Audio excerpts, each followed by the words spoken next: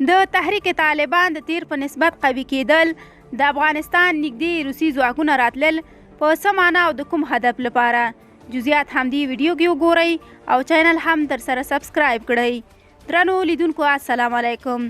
د تحریک طالبان پاکستان د تیر په نسبت لا قوي او مجهز کېدل، افغانستان ته نږدې قزاقستان ته د روسي ځواکونو راتګ، افغانستان څخه د شمالي اتحاد د جنوب او ختیځ او مرکزي جنگ سالارانو د منځه وړل او اسلحې او مهمات راټولول په خپل ذات کې د مرکزي او جنوب ختیځ هیوادونو لپاره د یوې نوې لوبې د پیل معنا ورکوي.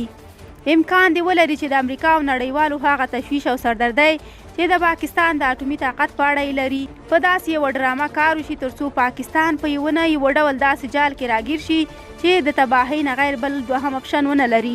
د پاکستان بلوچستان صوبه د وخت سره د پنجاب او استخباراتو خلاف وه او د پښتونخوا ایالت د پنجاب د ظلمونو خلاف ورځ تر بلې د لا راپورته کېدو په حال کې ده.